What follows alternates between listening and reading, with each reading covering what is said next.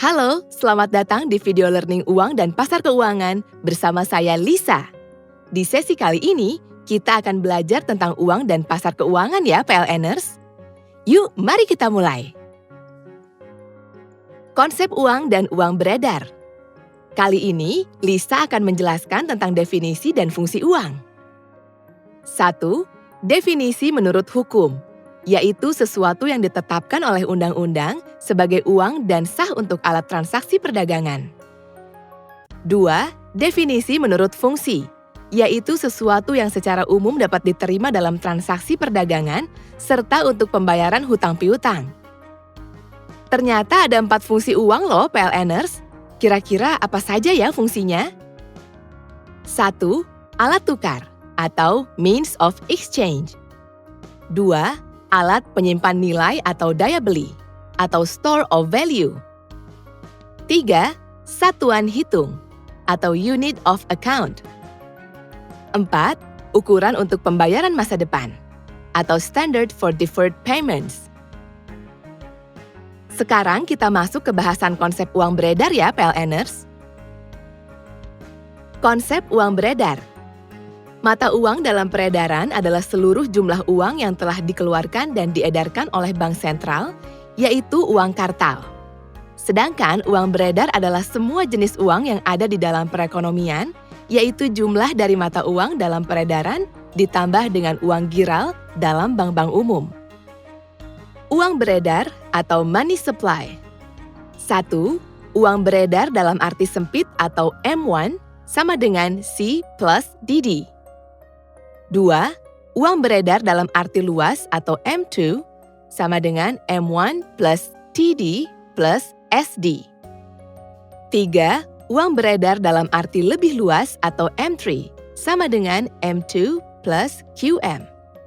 Di mana C sama dengan currency atau uang kartal, DD sama dengan demand deposits atau uang giral, TD sama dengan time deposits atau deposito berjangka, SD sama dengan saving deposits atau saldo tabungan. QM sama dengan quasi money. Setelah tadi kita membahas tentang konsep uang dan uang yang beredar, kali ini Lisa akan menjelaskan tentang pengertian pasar uang. Pengertian pasar uang. Pasar uang adalah keseluruhan permintaan dan penawaran dana-dana atau surat-surat berharga yang mempunyai jangka waktu 1 tahun atau kurang dari 1 tahun dan dapat disalurkan melalui lembaga-lembaga perbankan. Pasar uang adalah pasar yang menyediakan sarana pengalokasian dan pinjaman dana jangka pendek, karena itu pasar uang merupakan pasar likuiditas primer. Dalam pasar uang, diperdagangkan surat berharga berjangka waktu pendek, sedangkan dalam pasar modal, diperdagangkan surat berharga berjangka waktu panjang. Fungsi pasar uang. Mempermudah pelaku usaha memperoleh dana-dana jangka pendek untuk membiayai modal kerja atau keperluan jangka pendek lainnya. Memberikan kesempatan masyarakat berpartisipasi dalam pembangunan dengan membeli sertifikat Bank Indonesia atau SBI dan surat berharga pasar uang atau SBPU, dan menunjang program pemerataan pendapatan bagi masyarakat. Instrumen pasar uang. PLNers, ternyata instrumen pasar uang terdiri dari 5 bagian. Lisa akan menjelaskannya satu-satu ya. 1. Sertifikat Bank Indonesia atau SBI dan 7 Days Repo Rate. 2. Surat berharga pasar uang atau SBPU, sertifikat deposito, commercial paper, call money. 3. Repurchase agreement atau repos. 4. Bankers acceptance. 5. Promissory notes. Pasar valuta asing. Fungsi pasar valuta asing sebagai berikut. 1. Transfer daya beli antar negara.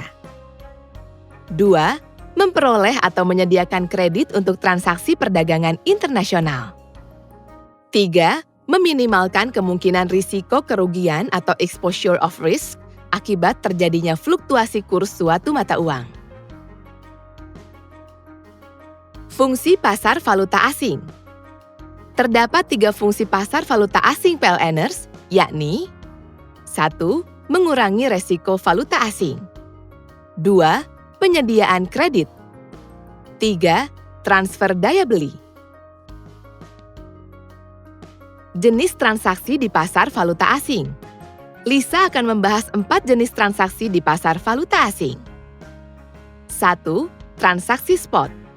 Value today atau value thought. Value tomorrow atau value tom. Value spot. 2. Transaksi forward. Transaksi sejumlah mata uang tertentu dengan pembayaran dan penyerahan pada waktu yang akan datang. 3. Transaksi swap. Pembelian dan penjualan secara bersamaan sejumlah tertentu mata uang dengan 2 tanggal valuta atau penyerahan yang berbeda. 4. Transaksi option. Merupakan kontrak untuk memperoleh hak dalam rangka membeli atau hak untuk menjual yang tidak harus dilakukan atas sejumlah unit valuta asing pada harga dan jangka waktu tertentu. Resiko investasi pasar keuangan. Seperti yang kita semua tahu, PLNers, kalau tidak ada investasi yang bebas resiko. Lisa akan menjelaskan resiko investasi pasar keuangan, yaitu 1. Resiko pasar. 2. Resiko gagal bayar. 3. Resiko valuta atau currency risk. 4. Resiko reinvestment. 5. Resiko inflasi. 6. Resiko politik. Terima kasih PLNers. Sampai bertemu dengan Lisa di video learning berikutnya ya.